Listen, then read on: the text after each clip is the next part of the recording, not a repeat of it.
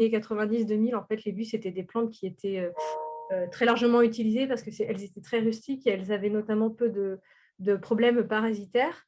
Et en fait, au début, milieu des années 2000, sont arrivées deux nouvelles problématiques qui ont un petit peu changé la donne et qui ont finalement, les gestionnaires se sont retrouvés face à des bioérisseurs qu'ils ne savaient pas gérer, qui avaient des impacts assez importants, ce qui a conduit à devoir essayer de trouver des solutions de gestion pour ces deux problématiques, puisqu'elles elles induisaient toutes les deux des dépérissements. Je ne sais pas si ça marche de ton côté, Ludovic?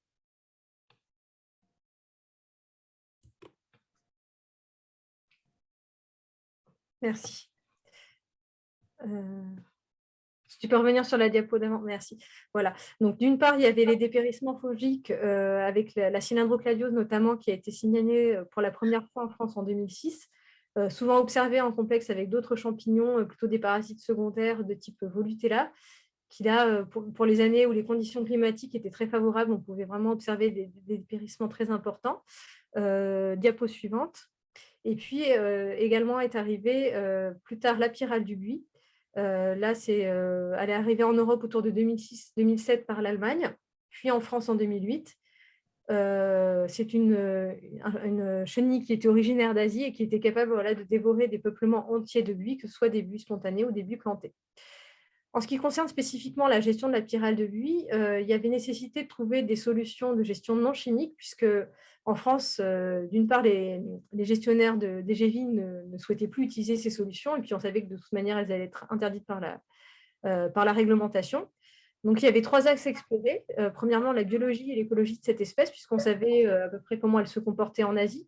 Mais en France, voilà, on ne savait pas quand les générations allaient se développer, combien de générations on allait avoir. Il est important de les connaître pour pouvoir ensuite savoir comment la gérer. Des axes à travailler autour de la détection et du suivi, là aussi pour connaître les niveaux de population, pour savoir quel stade se développe quand. Donc là, la nécessité de disposer de techniques spécifiques et de protocoles adaptés au suivi. Et puis enfin, des travaux à mener forcément autour de la gestion, hein. Savoir comment disposer d'un panel de techniques, puisqu'on sait que lorsqu'on passe au biocontrôle, on a besoin d'avoir des techniques qui ciblent les différents stades pour avoir une stratégie complète. Diapo suivante, oui. Donc, nous avons démarré un programme en 2014 suite à la sollicitation des adhérents de Plantécité qui nous ont demandé de travailler sur cette question. Donc, au départ, nous étions pour la phase du programme en copilotage avec l'Astre d'Or et en partenariat avec l'INRAE et Copert.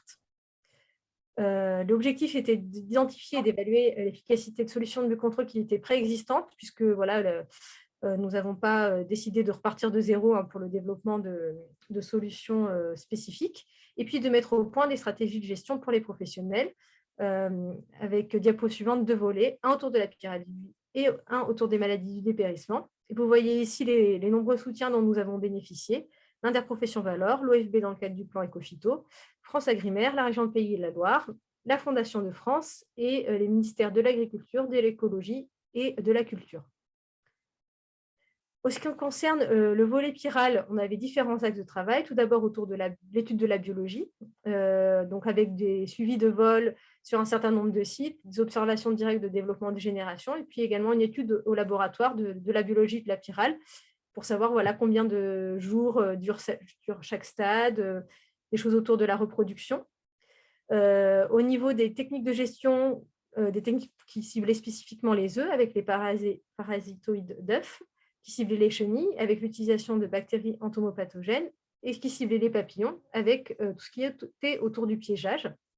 Et l'objectif, in fine, c'était de combiner le tout en associant également une action de faux autour de la prédation par la vie faune, donc les oiseaux, les mésanges en particulier. Et tout ça a été également testé un petit peu en combinaison. Au niveau des principaux résultats qui ressortent pour le volet pyrale de cette première phase, tout d'abord que le développement des stades et générations se chevauche, donc ça avait des conséquences directes sur le positionnement des interventions, puisque là, on avait finalement des chenilles qui étaient quasiment présents en continu toute la saison de développement de la pyrale. Ensuite, nous avons testé l'efficacité des diffuseurs de phéromones qui étaient mis sur le marché, Et le temps des 4 années de programme, on s'est rendu compte que voilà, selon le fournisseur et l'année de production, en fait, on avait une efficacité qui pouvait varier dans le temps puisque les formulations évoluaient. Donc, ce n'est pas parce qu'une année, la phéromone est efficace que c'était le cas l'année suivante et inversement. Au niveau des pièges, on avait testé différents modèles. Il s'est révélé que c'était les pièges entonnoirs qui étaient plus adaptés pour le monitoring. Et puis, on a également pu développer un piège spécifiquement adapté pour le piégeage de masse, le Buxatrap. En ce qui concerne les trichogames, on a pu démontrer qu'ils étaient capables de parasiter les œufs de pyrale, mais à la fin du programme, on était vraiment tout au début d'évaluer leur efficacité au sein d'une stratégie. En ce qui concerne les nématodes, ils se sont révélés pas adaptés pour la gestion de la pyrale, puisqu'ils n'étaient pas de maintenir les buis verts. Au niveau du Bacillus thuringiensis kurtaski, là, au contraire, ça permet d'avoir une action suffisamment efficace pour maintenir des buis verts s'il était appliqué dans des bonnes conditions. On avait notamment travaillé autour du matériel, donc utilisation de pulvérisateurs à dos ou d'atomiseurs, et puis le volume du bouilli, puisqu'il faut vraiment mouiller bien ces buis pour qu'on puisse vraiment toucher toutes les chenilles. Et enfin, la confirmation que les mésanges consomment la pyrale de buis.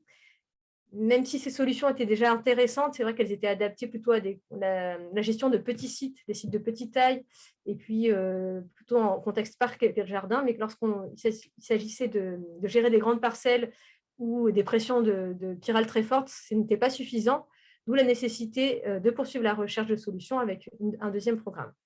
Donc, au niveau du premier Seibuxus, on a publié des synthèses annuelles et des livrets bilans qui sont téléchargeables sur le lien que vous voyez ici, librement téléchargeable.